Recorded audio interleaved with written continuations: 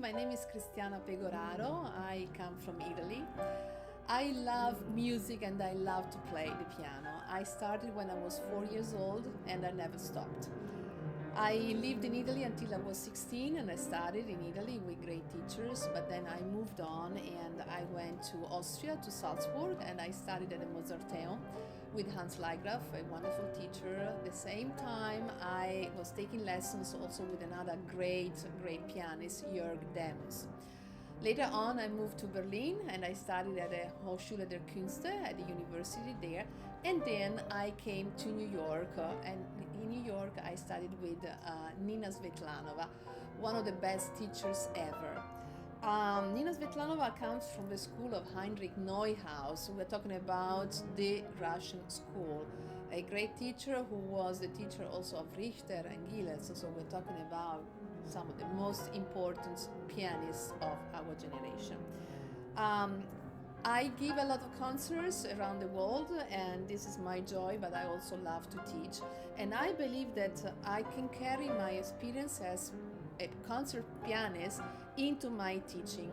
We learn a lot by being on stage, especially to see what really works and what doesn't work in matter of performing.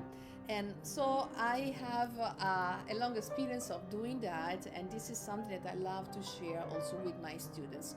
Not only technique, because of course technique is important, but also there are a lot of tricks that you can learn on the way in order to control yourself, especially if you want to play in front of an audience, to understand how to project your sound in a big hall and so on.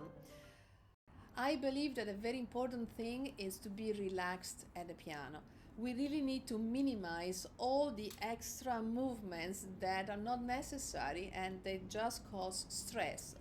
So first of all, I like to say that when we play, we should have a position of the hand which is very natural. Like when you walk, your hand is like this, it's very relaxed. This is the position. This is the way we put it on the keyboard, you know. So this part shouldn't be too low, this shouldn't be too high, just at the same level.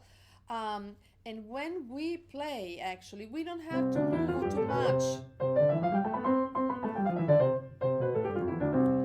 The more we move and we don't need to move, the more we lose energy and concentration. So we really have to get down to the point. Very important thing is also how you use the thumb. The thumb is a difficult finger, but for example, when we play scales, we have to be careful to have a good passage of the thumb. Preparing, not arriving there at the last moment. In this way, you will not need to move your hand. You are just there. Same thing when we play arpeggios. This is the same identical thing. We have to bring the thumb towards the next note. Of course, when we do arpeggios, we also have to help with the elbow and make it very, very natural. But it's very, very important how we keep our fingers on the keyboard. Another very important aspect that I like to cover in my teaching is how we use our weight. Our body has a weight and we have to use it so that we don't really have to push to make a sound, but the sound will be very natural. So very, very important to bring the weight down from the shoulder to the fingers. In order to do that, we have to have very strong phalanx here, and for this I recommend some exercises which will make this stronger, like this, for example, to keep your finger flat and then just pull this way, because in this way we will reinforce this.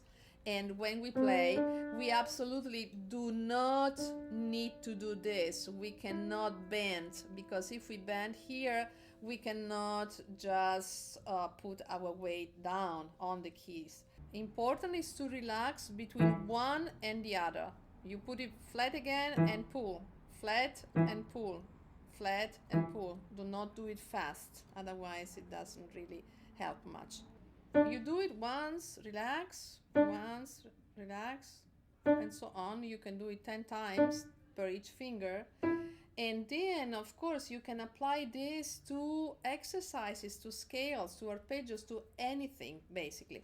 You can play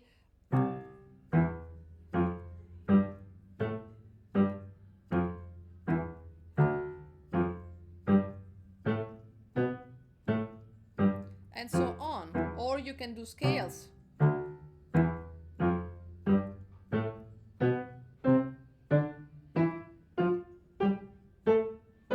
Arpeggios is same thing.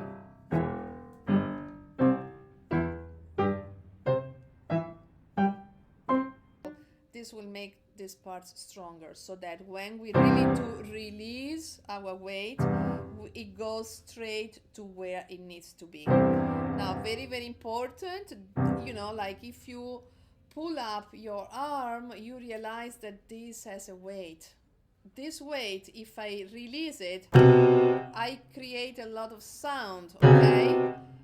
And I'm not pushing and I'm not doing anything. This is just natural. So we need to use the same system to create our sound. Just release the weight without breaking it here. So we shouldn't sit too close to the piano. Without breaking it here, we should have a position that is this way with the wrist and have very strong tips, So in this way, we can really... We like to play Tchaikovsky concerto. This is a very natural way that will produce a big sound. Another way of thinking about piano is, of course, nuances. We need to work on the sound, but with the same technique, we can produce also very soft sound.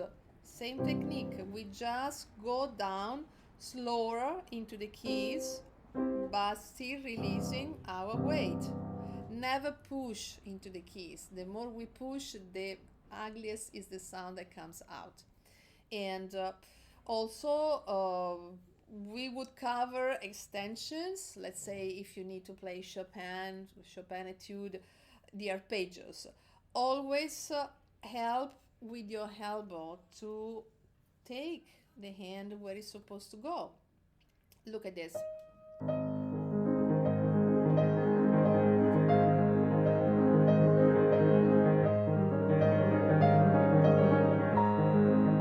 It's like a violinist.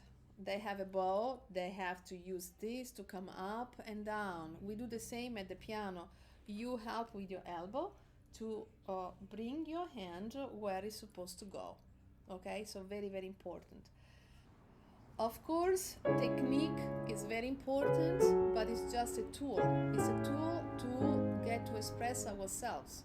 It's very, very important to communicate when we play. So knowing how to do it technically is a big help, and it makes us free to finally be ourselves and give an interpretation. I guess I have a lot of tips that I can share with you, so you can follow me on Lessonface, and I'll be very, very happy to teach you. Thank you.